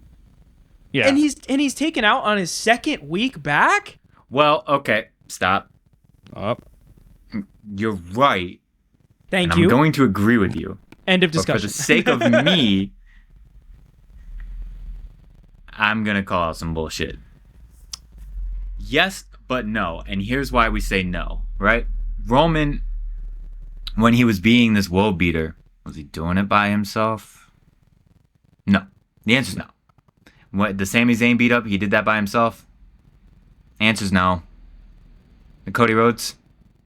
Actually, I don't know if they did all of that with him. Well, yeah, they did beat him up. Was he by himself? No, he was with The Rock. Whenever he was doing his singles matches, was he by himself? No, Solo Sikoa. There's the answer. Now he's by himself. He's getting clapped. By nobody's. I don't love it. I think the problem here with this is if Tama Tonga and Tongaloa weren't so ass, I think we would maybe be okay with Roman getting beaten down. If Solo wasn't so poop and didn't keep getting speared, he's gotten speared 3 times since Roman's returned. We've gotten the payoff multiple times now since Roman's returned. These guys aren't a threat. So then when you finally bring in Jacob Fatu, one, that makes Jacob Fatu look way too fucking good for this. And 2, it makes it so what's the point of them beating up Roman? They can't. We can't, right? But I guess the logic, though, that you're looking for is it's still 3-on-1 and Roman is by himself now. That's the logic you're looking for to make it make sense. Do you like it? No. Yeah, no. But here's the thing. You went through. I agree with you. No, you made great points. You absolutely did make great points. It does make sense. There is a little bit of probably a bias in there, but also you think about like the list of names you just listed of like, did Roman beat them on their own? At least he beat them. And listen to those names: Cody Rhodes, Drew McIntyre, fucking Daniel Bryan, Edge, like. Fucking who else? Well, he actually beat LA Daniel Knight, Bryan and Edge Kevin by Owens, himself. Randy Orton, AJ Styles. All of those names he beat. He beat. Period. He beat. And he needed help, but he beat him. Meanwhile, Solo Sikoa. These names: Solo Sikoa, Tama Tonga, Tonga Loa, Jacob Fatu. Sorry. I'm not saying that they're not good. I'm just saying that compared to WWE legends and all of those people I just listed will have a Hall of Fame career and could very well be inducted into the Hall of Fame, including Daniel Bryan. And these guys are taking out Roman? I get it. I get it. The story doesn't work is in a beat up either. The story is he needs the help. Who is he gonna do? Who is he gonna get? Who's gonna help Roman when Roman terrorized the locker room for 4 years and no one wants to be his friend anymore? His family. I got no friends. That's who he gets. His family. I'm Roman. I have no friends. Bruh. So that's where that story is at. And at the moment, we have no inkling of Jey Uso, no inkling of Jimmy Uso, no inkling of Sami Zayn, and nothing about Paul Heyman. We're probably not going to get any of that for a while, except the problem now is I don't know if I can handle another week of Roman getting beat up. I don't think this is going to be a weekly thing. I don't see I think that the rumor is that this wrote Roman off of TV for a while, and he's not scheduled for SmackDowns until mid-September at this point. So he's got a few weeks off. We must not forget that Roman Reigns is a part-time guy. Yeah, but like... So then what does everybody else do in the meantime? Help get over the Cody and KO feud. That's not happening. Why not? Can we talk about something? Okay. Unrelated. Please switch to topics. The bloodline. Oh, unfortunately, it's still related to the god-awful current bloodline, but... have we talked about how they're doing the Freebird rule with the tag titles? They're not the only ones that's doing that, are they? Right now, but no. That is what's happening. We are picking and choosing, which is Sorry. We are. Totally fine that we're picking and choosing here. We're not even really that mad at it because no, and it's not that I'm mad at it. Tonga Loa is just that bad. The disrespect to Tonga Loa is awful, bro. He doesn't make it easy. I know he's not good. I know he's not trolling. He is trolling. He is trolling. Like that. The belt hold was definitely a troll. This guy is a record. I don't think he. We don't know. I don't think this he guy's actively like tried to miss that low blow. He's like a 7-time IWGP Tag Team Champion. There's no way that he doesn't know how to hold a belt. He's obviously doing it on purpose. He knows that he's got his finger on the pulse. He's probably checked Twitter for days after that. He's great. He's a national treasure, and he belongs here. And the eye patch. That's what's made you fall in line. You're like, oh, he knows he's trolling. He's still going to troll. Yes. He's the comedic relief that I need. Like, I'm like, oh my god, this bloodline sucks. You know what? Bloodline sucks. Tonga Loa's doing cool shit. You know what? Thank you. I'm guilty. I've done this. I rolled. There's other things that I've rolled for that. He's the Sami Zayn. He's the Sami Zayn. He's the clown that has no business being there, but for some reason, he's there. and he will be the reason they lose the tag belts. No. He will definitely be the reason they lose those belts. Not anytime soon, I mean, but like, I wanted I'm not gonna lie, when I watched this Bloodline segment this week and Jacob wasn't there yet and they were all like struggling, I was like, Tonga Loa gonna save the day? Tonga Loa gonna be the hero? I thought they were gonna do it. They should have had Tonga Loa go for the Ulafala so he drops it. They should have. that would have been funny. That should have been great. No, if they ever And wanted then- to go the route where it breaks, they need him to break it. Oh yeah. Yeah. Imagine They like both there's go like to a tug grab of it. war. Yeah. There's a tug of war. And just He breaks it and just Roman's snaps, just staring you're at him like, uh-oh. do you know what the fuck you just did? What if just the whole ring just looks at him like, bruh? Yeah, you're just No, like, seriously. really? Big like make it a War Games moment. Yeah. Yo, And they're like- can we have him jump off the top of the War Game structure and have him miss? I feel like that's asking for Actually, too my much at that more point. favorite Tamatanga moment is the one from New Japan where he's like, and barely hits him. Yeah. Oh, against Okada? Yeah, he's just like, Yeah. And Okada's like, Okada got and Okada wants to sell. You can see it, and he's just yeah, like, but he's also like, what? guy, I Okada's can't. so fucking I can't. mad. He's like, I can't work with this. What is this? Okada was pissed, bro. Oh, that yeah. was so Oh my funny. God. It Okada was like, come on, bro. Like, hit me, please. Like, yeah, knock just me out. actually hit me. Make Yeah, me like, do sell. something. Come on. This whole.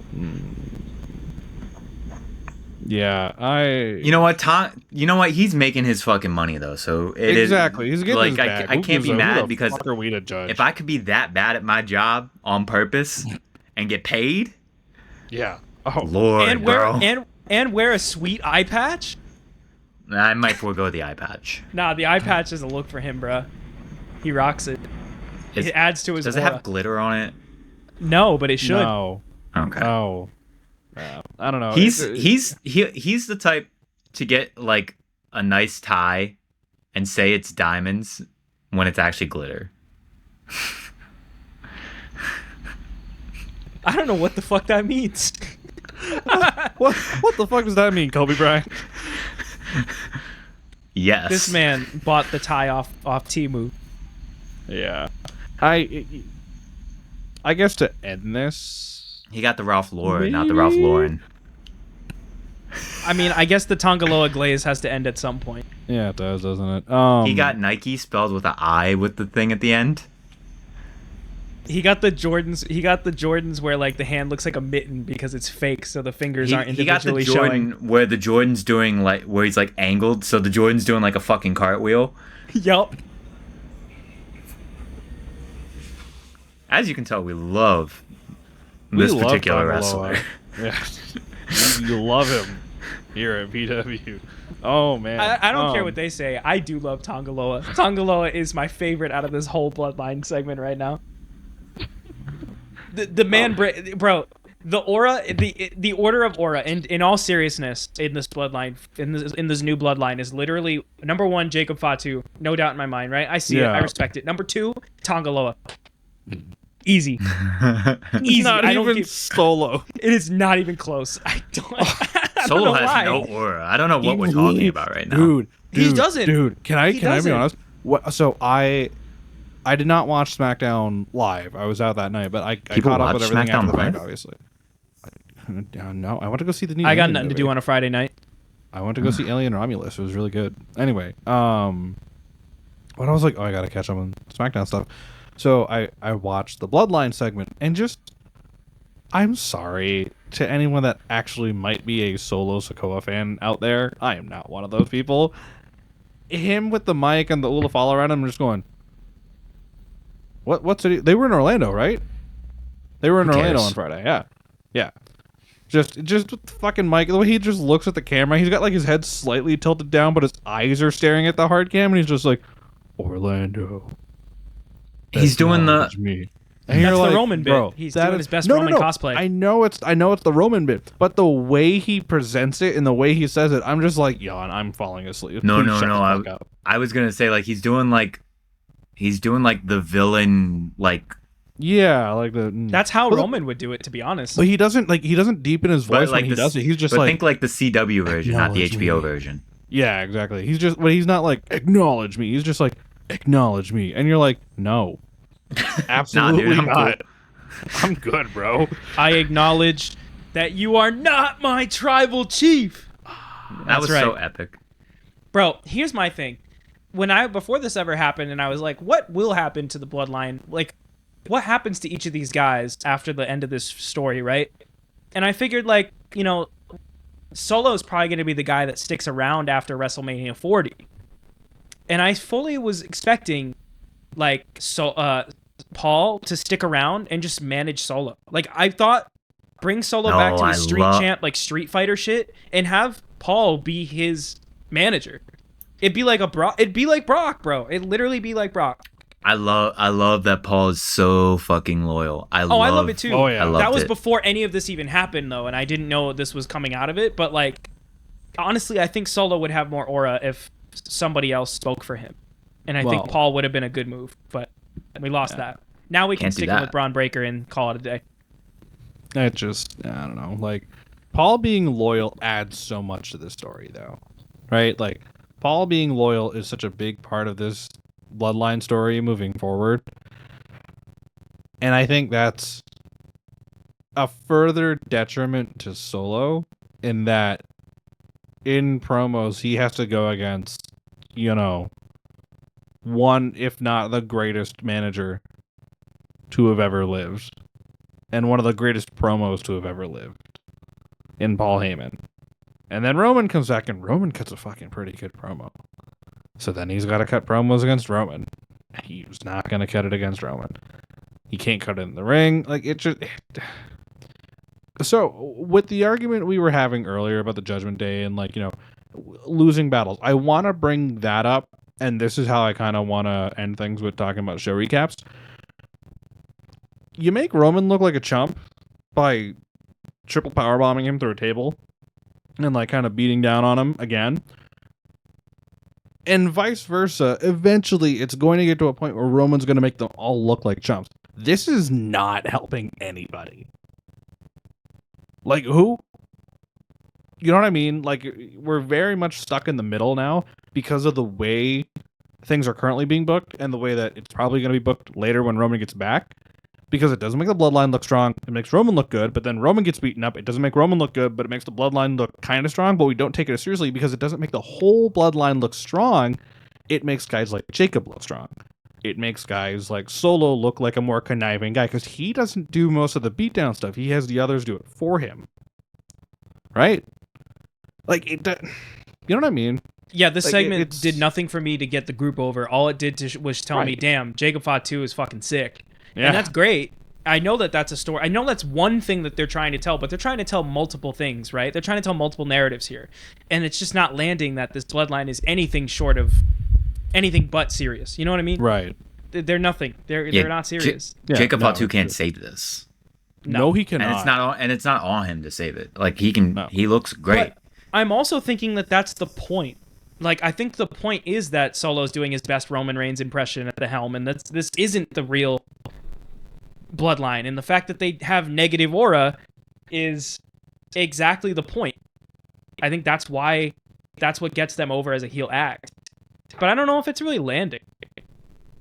I don't think it's landing. It's just cool to see Roman on TV. I kind of see where you're going with that this might actually be the point of, like, them having negative aura, but it's like it's just not landing. It just makes them look like chumps. Isn't. Yeah. Because, like, they got that win at Money in the Bank, right? And you're like, okay. And then SummerSlam happened, and you're like, okay. And then Roman came back and literally murdered Solo, and you're like, okay. And then the last 2 weeks, Roman hasn't said a fucking word yet since he came back at SummerSlam. And that's the big thing, I think. That's the point, though. He's not going to ask for acknowledgement without the thing. No, he's not. I think because he doesn't have it. Now he's all honorable and shit. Whatever. Right. Yeah. But like, I think this is also the point of comparing Judgment Day to Bloodline, right? Like, yes, the Bloodline is Solo, who has ties to the original Bloodline, and then he brought a bunch of his family in, his friends in. They're loosely associated with the family, but they're not true loosely Samoans. Related, but not blood related. Right. And Paul Heyman tried to put them over as, like, these guys are killers, these guys are animals. Roman kept these guys out of the Bloodline for a reason, because they don't hold the same values that the Bloodline holds. you know? And like, whereas with Judgment Day, it's not like it's a whole new group. It's the same group. people. It's just they kicked out 2 members of this group. You know, we had 7 people in Judgment Day, if you could believe it, for weeks because Rhea was off TV for a while and Damian was off doing his own thing as World Heavyweight Champion. Meanwhile, you had the underlings of Finn, Dom, JD, Carlito, and all of that. We had all of them in the group at the same time, and we just kicked out 2 guys. R-Truth, I forgot the most important member. We got the most important member of Judgment Day. Yeah, I don't know. I just thought of this now. Like, if you wanted to take things really seriously with, like, the Tongans being included, the bloodline's all about family, right? They'll always bring that up. Oh, this person's related to this. The Usos and Solo are the sons of Rikishi. Roman is the son of Sika, you know? Like, they make it clear about family lineage, about where they fall in line and who they're, like, directly related to in the family and how everything, like, lines up. You wanna make Loa and Tama Tonga look fucking terrifying? Keep mentioning that they are the sons of Haku and just let them kill people. That's what they should have done from the beginning. These are okay, one of them's adopted. Like, they are Haku's children, the fucking scariest man on earth. If you were gonna talk about, like, them being in the bloodline, just keep punching that point. And let them go on a tear. None of this shit. The fuck is that? None of this botch bullshit that Tonga Loa's doing. Let them just wreak havoc. Why couldn't we have done that from the beginning? I think part of it is that Solo is trying to maintain the integrity of this bloodline while bringing in these people who are very obviously against the values of that bloodline, which is interesting. But it's because Solo is just pulling from the well. He wants to build his own, but it's not. He doesn't know where to pull from. Yeah. Yeah. I mean, when you say it like this, so like it's like it sounds great. So yeah, what's going wrong? You can put them in all the right situations, which I'd argue that they've still had some pretty solid situations to be put in. They're not. I think. Oh no, they're not. Yeah, they have really. They're schmucks, but they're schmucks to Roman Reigns. Like, who? What are we talking about right now? Like, there is a level to their schmuctitude, right? And then, what was the whole point of this? Damn it! Whether or not like people just, I think that's the point. Is just them. Like, so then what's not connecting, right? I mean, we know what's not connecting, right? Like. Yeah. They're not doing the thing, but like when like on paper all of this should work, right? I think it's that the story is just so perfection, like such perfection. Like the original Bloodline story was such perfection that trying to hang on to it and recreate it, which is what Solo's trying to do, doesn't translate. Like, we have this bias of knowing what the best of the bloodline was, and that's why it's not hitting. Which is again the point of the written story. But that's also why it's not getting over, because it's not Roman. But can these guys not deliver? I mean, the story. I mean, the Tongans can, right? We know they can. Like their past. If this was a faction not called the Bloodline and not based in the lore of the Bloodline, I think this would have fared so much better. I don't want to go there, so I'm just gonna calmly ignore that. I'm just saying, like, on its own, in a vacuum, this story in particular, if it did not have anything to do with the Bloodline, Roman, the Usos, Paul Heyman, and Sami, this would have been a lot better in everyone's minds. Because now all it is a comparison game, whether we know it or not. Yeah. I mean, to me, the story was always a comparison. Yeah, same. Honestly, like it was kind of gonna be comparison. Because that's, I think, the point. Yeah. Sort of. I think the thing is, at the end of the day, is like the original Bloodline story was done to perfection because everyone played their part in a masterful way because they were able to. You had talent that were able to do that in a masterful way. Because like we know the promo cutting abilities of Jey Uso, of Jimmy, of Sammy, right, of Paul, of Roman. Like we know what they were all capable of. With this new bloodline, we've only really heard from Solo. And I'm not talking about in the ring like when I talk about being heard. I talk about like literally on a microphone. It's pretty much just been Solo this whole time.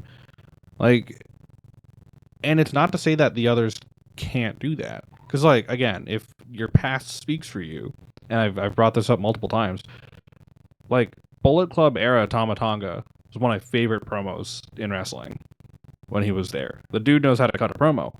And he could play that role well in this new bloodline if they had the opportunity to. But there's just... I don't even know if there's no opportunity or they're just trying to subdue it in a way. Because Jacob plays his part perfectly. He doesn't talk, he just kills people. Everything else, including Solo, is just... you're just kind of there. You know? Like, you have the puzzle pieces, but 3 of the 4 pieces don't fit together with that last piece. You know what I mean? Yeah.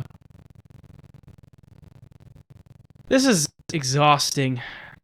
It really is. I feel like the conversation never feels resolved when I talk about bloodline things. And I feel like it never will.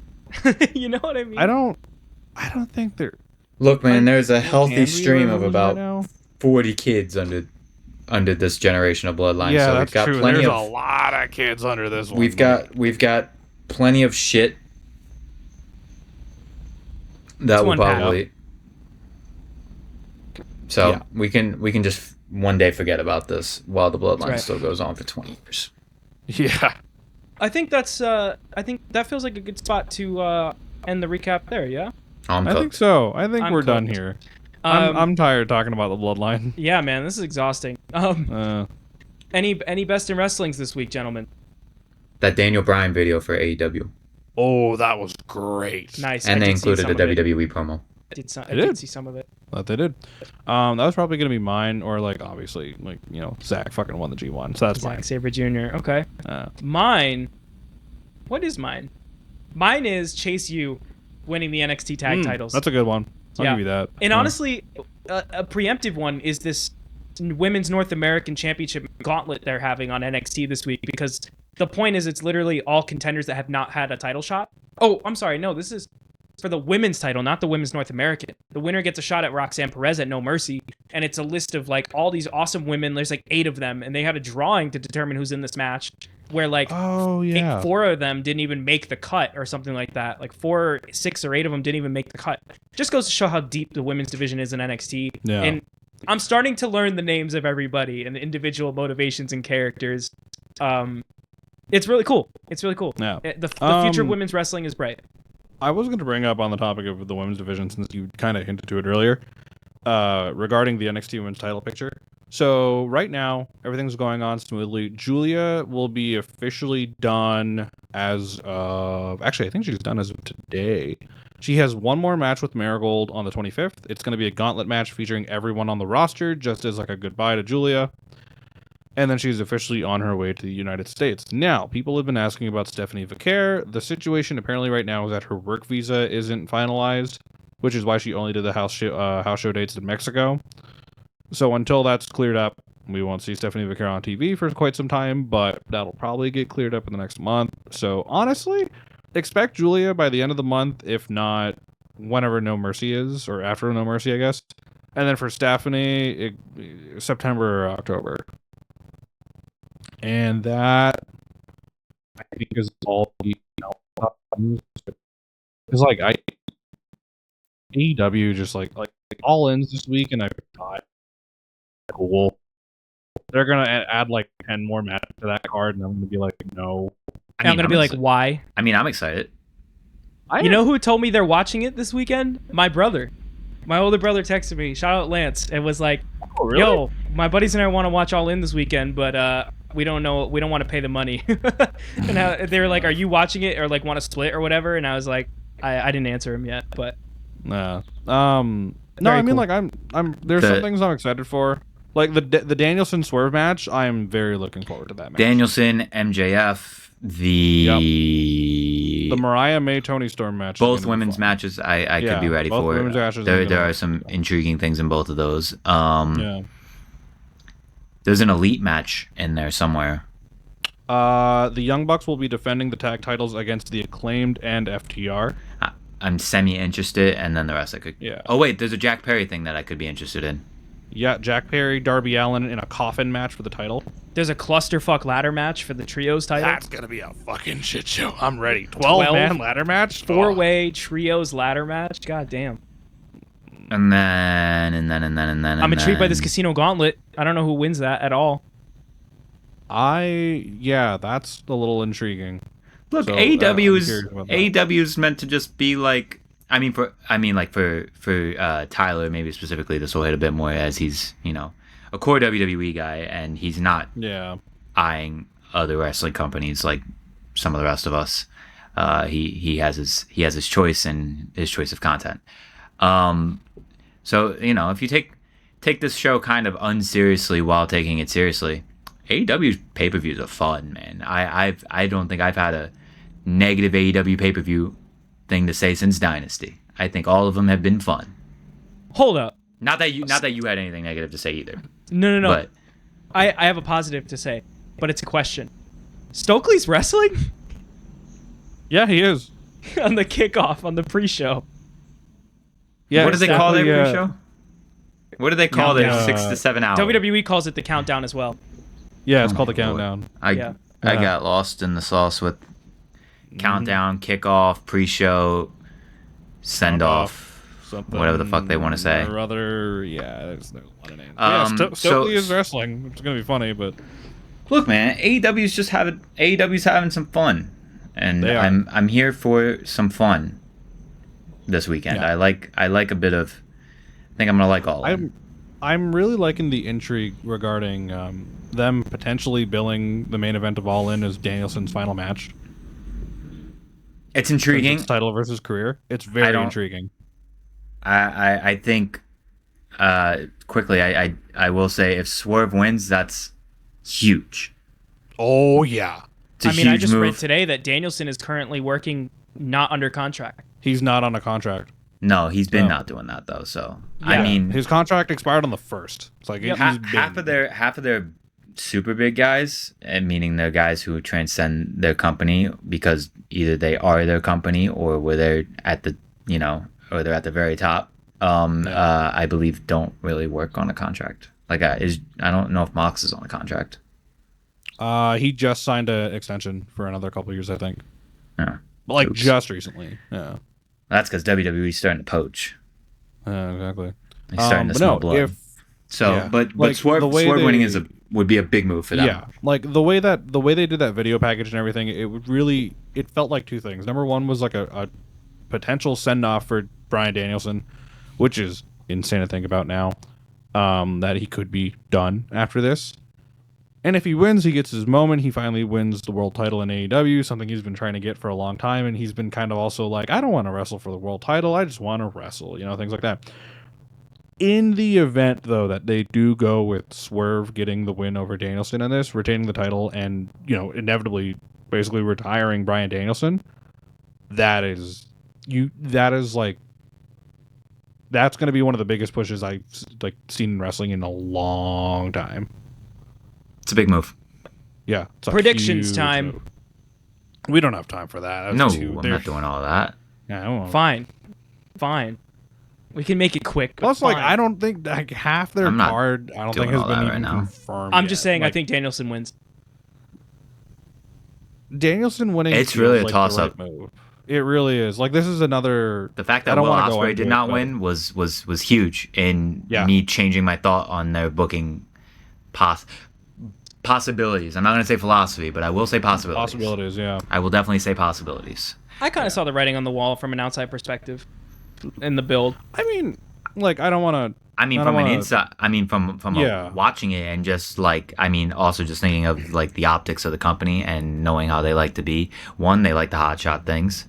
Two, the hometown champion entrance is always something to be considered.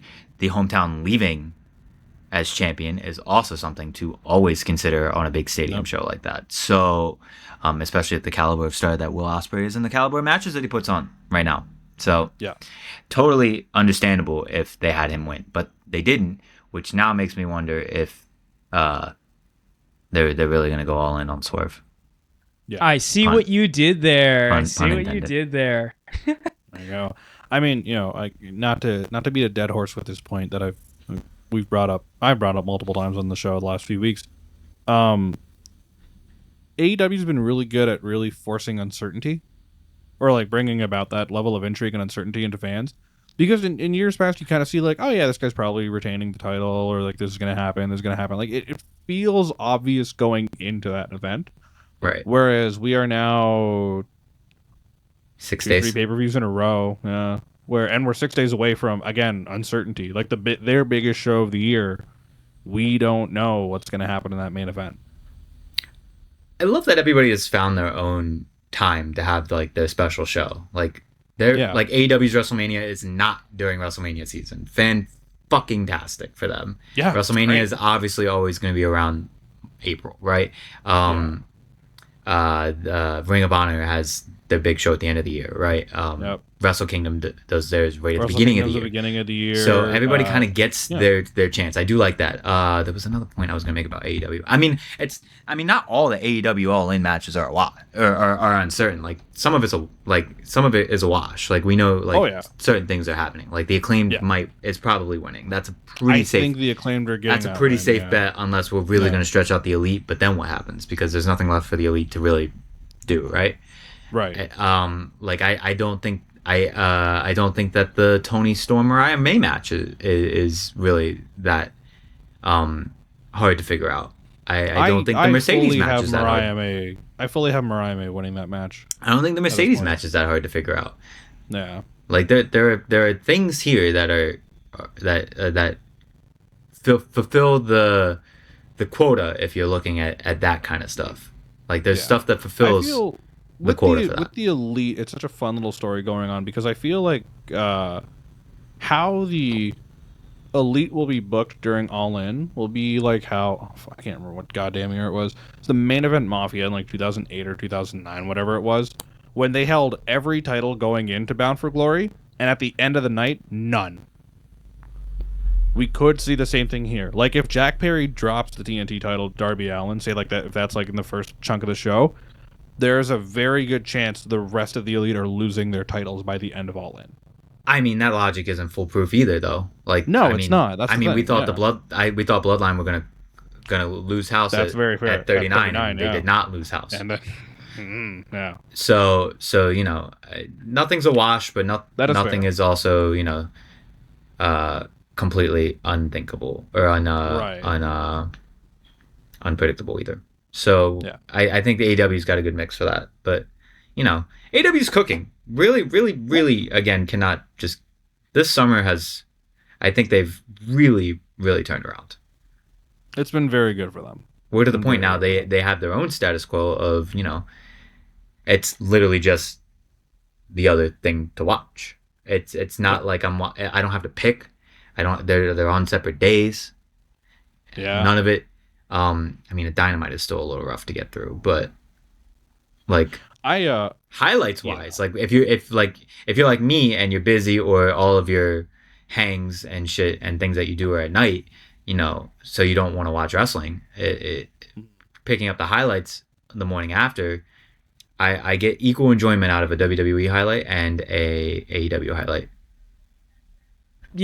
There's no worrying about what you're watching because they're all on different days, except if you're a WWE fan who also is an AEW fan living in Orlando this coming December. I was literally about to bring that up. Because WWE announced that they were running a house show in Orlando in the same city where AEW will hold World's End that very same day. Yep. They're so petty. They're about to outsell AEW during a house show. They're so petty. So I believe are they televising it? They should. They should. So let's do the tank because they've cut back their live events so much, and they're like literally pointless. They're on basically what, Saturdays and Sundays. That's it. I think it's just more so a flex that they can outsell them their like pay per With a view house show, as a house yeah. show. But I That don't is think so it'll happen either. unnecessary. I think it's just So to take people away. AEW World's End will be at the Edition Financial Arena, which I believe is the arena for the University of Central Florida, or like it's on their campus. And I think SmackDown is running their show out of the Kia Center, formerly the Amway Center or Amway Arena in Orlando, where they normally do like SmackDowns and Raws. So that'll be interesting, to say the least. Like, really interesting. I don't know. That'll be fun. We'll see what happens. Like, petty as shit. Very petty. Like, incredibly. But, like, yeah.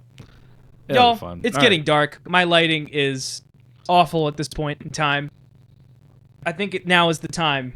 Let's wrap up as we approach the 2-hour mark on this marathon edition of the Vacant Wrestling Podcast. Do we have any final I blame thoughts? the bloodline for this.